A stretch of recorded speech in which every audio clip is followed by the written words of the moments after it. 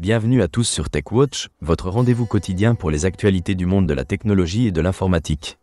Aujourd'hui, nous sommes le 4 septembre 2025 et nous avons des informations marquantes à vous partager concernant les dernières tendances et événements dans ce secteur en constante évolution. Une nouvelle alarmante nous parvient de eBrush, une start-up française placée en redressement judiciaire le 1er juillet 2025. Connue pour sa brosse à dents électrique innovante, la société fait face à des difficultés financières dues à des lancements de produits retardés et à un ralentissement du marché américain. Malgré des ventes initiales prometteuses, eBrush a enregistré une chute de la consommation, aggravée par de nouveaux droits de douane.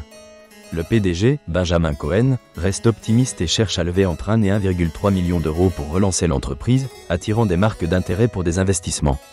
Il faudra suivre cela de près, car cela pourrait avoir des répercussions sur l'innovation dans le secteur des technologies de la santé. Un incident majeur concerne OpenAI. La société a confirmé une panne significative de son service ChatGPT, affectant de nombreux utilisateurs. Les utilisateurs n'ont pas pu obtenir de réponse de la part du chatbot, et OpenAI a ouvert une enquête pour comprendre l'origine du problème. Cet incident soulève des questions sur la fiabilité des systèmes d'intelligence artificielle. Sur une note positive, Cato Networks a récemment acquis M-Security pour un montant estimé entre 300 et 350 millions de dollars. Cette acquisition vise à renforcer la sécurité de l'intelligence artificielle en entreprise, une préoccupation croissante à mesure que l'intelligence artificielle se généralise. M-Security, spécialisée dans la protection des applications d'intelligence artificielle, apportera son expertise à la plateforme SaaS de Cato, offrant potentiellement des solutions robustes aux entreprises. En matière de litige, Tesco, la chaîne de supermarchés britannique, poursuit Broadcom et Computa Center pour rupture de contrat concernant des licences VMware, réclamant 100 millions de livres de dommages.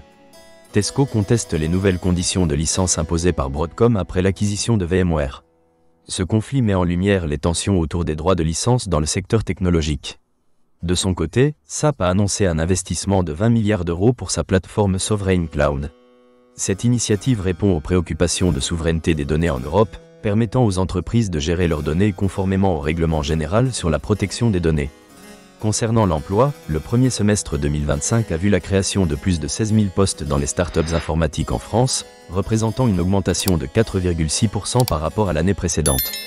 Le secteur des services informatiques et de l'intelligence artificielle est en tête des recrutements, bien que les prévisions pour le second semestre demeurent incertaines. La croissance des emplois est encourageante, mais elle doit être soutenue par une formation adéquate. Goldman Sachs a partagé des prévisions sur la demande énergétique des centres de données, qui devrait passer de 62 gigawatts à 92 gigawatts d'ici 2027. Cette demande accrue, en partie couverte par des énergies renouvelables, soulève des questions sur l'impact environnemental de cette croissance. Microsoft a réalisé des avancées dans le domaine de la fibre optique, réduisant la perte de signal de sa fibre à noyau creux à 0,091 décibels par kilomètre.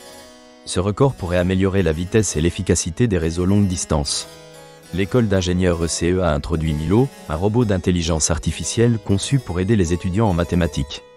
Développé par des étudiants, Milo utilise un modèle de langage spécialisé et est prévu pour évoluer vers d'autres domaines d'assistance.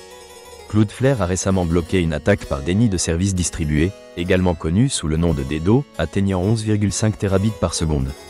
Cet événement souligne la nécessité de protection contre les menaces de cybersécurité, alors que les attaques continuent de croître en fréquence. Google Cloud a également fait face à des attaques DDoS massives, avec des pics atteignant 7,3 terabits par seconde. Ces attaques, souvent menées par des activistes, mettent en évidence les défis de sécurité auxquels sont confrontées les grandes entreprises technologiques. Proton a introduit une fonctionnalité appelée « Accès d'urgence », permettant aux utilisateurs de donner accès à leur compte à des contacts de confiance en cas d'indisponibilité. Bien qu'elle soit réservée aux abonnés payants, cette fonctionnalité répond à la nécessité de protéger les données personnelles. Un rapport d'Accenture a révélé que 83% des responsables informatiques estiment que la pénurie de personnel en cybersécurité constitue un obstacle majeur à la sécurité. Seuls 34% des entreprises possèdent une stratégie de cybersécurité mature. Enfin, Robert Vassoyant a été nommé directeur général du groupe SCC, remplaçant James Rigby, qui devient président exécutif.